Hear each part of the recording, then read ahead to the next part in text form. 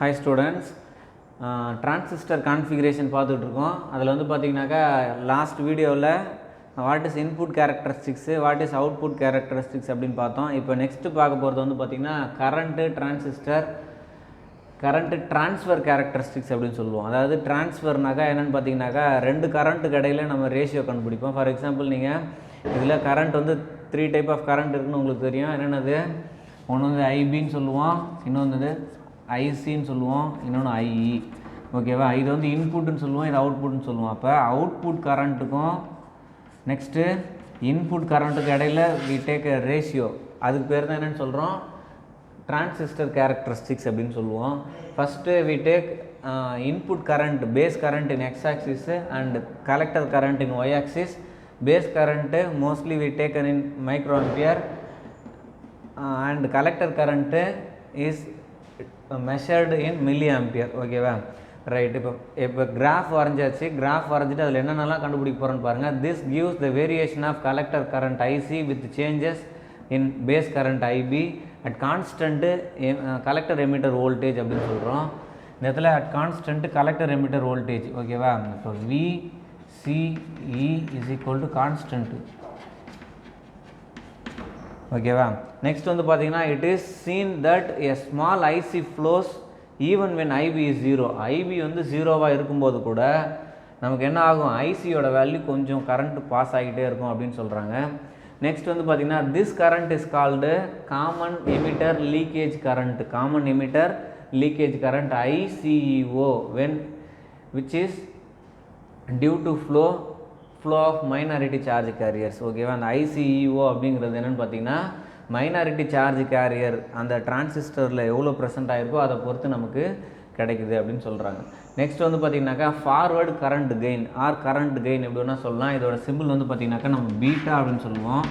பீட்டாங்கிறது என்ன சார் அப்படின்னு கேட்டிங்கன்னா it is a ratio of collector current to base current. ஓகேவா, the ratio of change in collector current delta IC to change in base current delta IB at constant collector emitter voltage. ரொம்ப முக்கியமானது, at constant collector emitter voltage VCE அப்படின்னு சொல்கிறாங்க. Is called forward current gain. அப்போ beta equal to delta IC divided by delta IB at constant VCE அப்படின்னு சொல்கிறோம். யூஸ்வலாக பீட்டாவோட value வந்து பார்த்திங்கனாக்கா 50லேருந்து 200 வரைக்கும் இருக்கும். It is decided by the manufacturer. ஓகேவா, என்பிஎன் டிரான்சிஸ்டரை யார் மேனுஃபேக்சரிங் பண்ணுறாங்களோ அவங்க அந்த பீட்டா வேல்யூவை அதிலே குறிச்சிருப்பாங்க.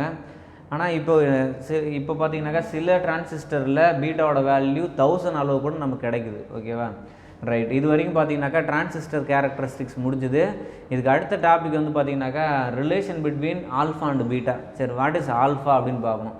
ஓகேவா, ஆல்ஃபாங்கிறது என்ன சார் அப்படின்னு கேட்டிங்கன்னா காமன் பேஸ் கான்ஃபிகரேஷனில் நம்ம கரண்ட் கெயின் கண்டுபிடிக்கிறோம். ஓகேவா, நெக்ஸ்ட் பீட்டாங்கிறது காமன் எமிட்டர் கான்ஃபிகரேஷனில் வி ஃபைண்ட் பீட்டா. இங்கே பாருங்கள், this is there is a relation between current gain in the common base. ஓகேவா, இது வந்து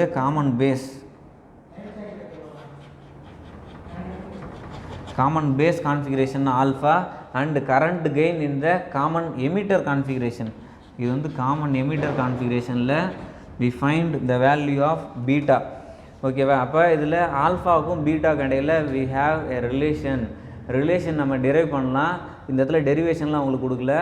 ஆல்ஃபா ஈக்குவல் டு என்ன ஈக்குவேஷன், பீட்டா ஈக்குவல் டு என்ன ஈக்குவேஷன் அப்படின்னு மட்டும் உங்கள் புக்கில் கொடுத்துருக்காங்க. நீ அதை மட்டும் மனப்பாடம் பண்ணிக்கோங்க. எக்ஸாமில் இதை வச்சு சம் கேட்க வாய்ப்பு இருக்குது. இல்லை write down the relation between alpha and beta, write down the equation of alpha and beta அப்படின்னு கேட்கலாம்.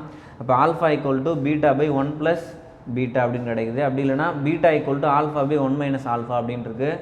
இதில் ஆல்ஃபா பீட்டா ரெண்டுத்தையும் ஞாபகம் வச்சுக்கோங்க, மனப்பாடம் பண்ணிக்கோங்க. ரைட், இந்த வீடியோவில் நம்ம என்னென்னலாம் பார்த்துருக்கோம், what is transfer current gain இல்லை ட்ரான்ஸ்ஃபர் கேரக்டரிஸ்டிக்ஸ்னால் என்னென்னு பார்த்தோம். நெக்ஸ்ட் வந்து பார்த்திங்கனாக்கா வேறு என்ன சொன்னோம், ஃபார்வர்ட் கரண்ட் கெயின்னா என்னென்னு பார்த்தோம். நெக்ஸ்ட்டு அதில் ஃபார்வர்ட் கரண்ட் கெயினோட வேல்யூ எப்படி இருக்கும். நெக்ஸ்ட்டு ஆல்ஃபா பீட்டா கடையில் என்ன ரிலேஷன் இருக்குது அப்படின்னு பார்த்துருக்கோம். இது ரொம்ப முக்கியமான ஒரு கொஸ்டின். 3 மார்க்கில் இது மட்டும் தனியாக கேட்கலாம்.